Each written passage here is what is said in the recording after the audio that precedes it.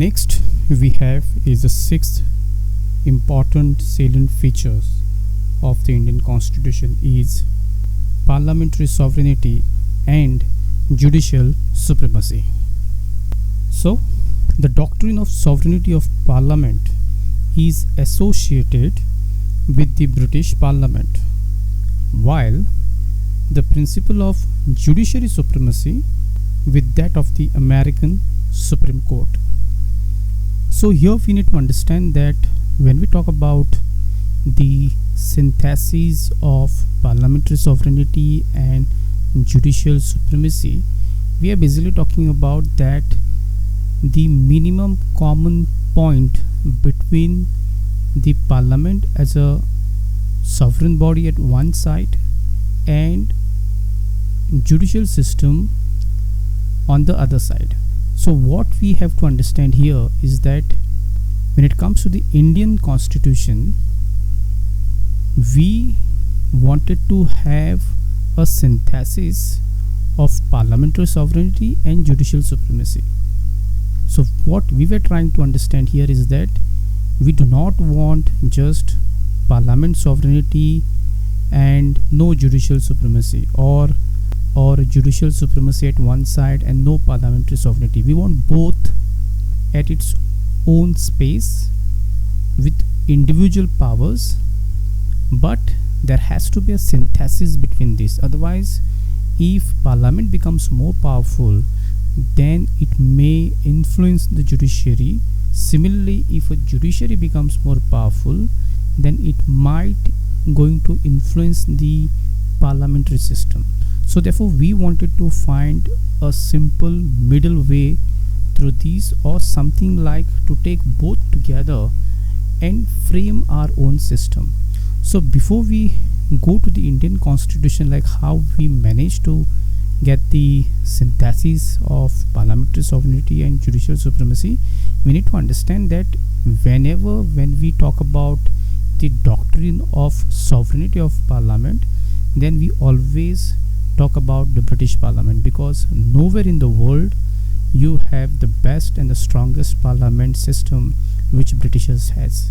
No other country in the world has that kind of a working of parliamentary system the way it is been carried out in the British Parliament. So therefore every time when people talk about the example of sovereignty of parliament, they always associate that with the British Parliament.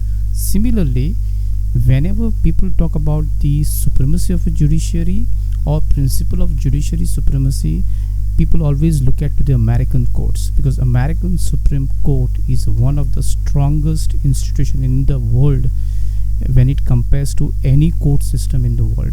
The way American Supreme Court has come down strongly whenever they felt like, especially when the basic human rights comes under the question mark, when basic human rights of the people have been suppressed, American Supreme Court has come in defense to protect those fundamental rights. So we have a two example that when we see the best parliament, we see to the British Parliament, and whenever we want to see the best judiciary system, then we always see American Supreme Court. So therefore, coming back to the very important point, how India or how Indian Constitution decided to go with the synthesis of this parliamentary sovereignty and judicial supremacy, we'll talk about it. So जब भी हम parliamentary system की बात करते हैं, parliamentary system की sovereignty की बात करते हैं, तो हमेशा ब्रिटिश पार्लियामेंट को एक एग्जाम्पल की तरह पेश होता है, क्योंकि सारी दुनिया में जहाँ पर भी पार्लियामेंट्री सिस्टम प्रैक्टिस होती है, the best parliamentary system in the world if you have seen, then वो ब्रिटिश में होता है, वो ब्रिटिश पार्लियामेंट में होता है. जिस तरीके से उनका फंक्शनिंग होता है, उनके जो कामकाज रहते हैं, वो एक एग्जाम्पल सेट हुआ है पूरी दुनिया के लिए कि अगर किसी को भी अगर पार्लियामेंट्री सिस्टम समझना है और उसको एडॉप्ट करना है, तो वो ब्रिटिश पार्लियामेंट से सीख सकते हैं. सिमिलरली, जब भी कोर्ट्स के बारे में बात होती है, कोर्ट्स की सुप्रीमेसी के बारे में बात होती है, तो हमेशा अमेरिकन सुप्रीम कोर्ट हमेशा सबसे ऊंचे स्थान पर मिलता है, क्योंकि अमेरिकन सुप्रीम कोर्ट बहुत पावरफुल है उनके देश में। क्योंकि जब भी कभी भी बेसिक मूलभूत अधिकारों के ऊपर कभी अटैक हुआ हो, मूलभूत अधिकारों को अगर अमेरिकी सरकार ने दबाने की कोशिश की है तो उसके डिफेंड में हमेशा सुप्रीम कोर्ट खड़ा रहता है। सो सुप्रीम कोर्ट जो अमेरिका का है वो हमेशा लोगों के साथ खड़ा रहता है, उनके मूलभूत अधिकारों की रक्षा के लिए। तो ये जो दो एग्जाम्पल है, एक तरफ पार्लियामेंट्री सॉवरेनिटी है और एक तरफ जुडिशियल सुप्रीमेसी है। तो भारत सरकार ने और भारत ने जब अपना कॉन्स्टिट्यूशन लिखने का शुरू किया तो हमने इन दोनों को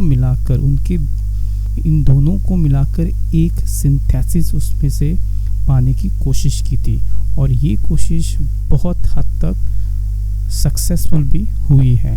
so therefore moving on, the framers of the Indian Constitution have preferred a proper synthesis between the British principle of parliamentary sovereignty and the American principle of judicial sovereignty. So what Indian government did, or Indian framers did, that for parliamentary system we took British system of parliament by making it more powerful, and to bring balance in judiciary supremacy we adopted American nature of a Supreme Court in India. So we finally managed to get a synthesis between parliamentary sovereignty and judicial supremacy.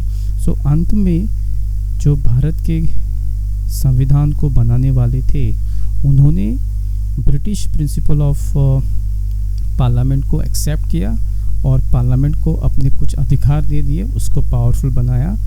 उसी तरह से जब judiciary की बात आई तो हमने American principle of judiciary supremacy को ले लिया और उसको वहाँ पर डाल दिया, और इस तरह से सुप्रीम कोर्ट भी एक बहुत पावरफुल इंस्टीट्यूशन बन के खड़ा हो गया। And this is how India manage to get synthesis of parliamentary sovereignty and judicial supremacy. So therefore, moreover, the Supreme Court on the one hand can declare the parliamentary laws as unconstitutional through its power of judicial review, and the parliament on the other hand can amend the major portion of constitution through its constitutional power. So these are some of the examples through which how they made a Supreme Court a more powerful. Similarly, they made enough space for parliament also to act upon the system. So this is all about the sixth very important salient feature of Indian Constitution.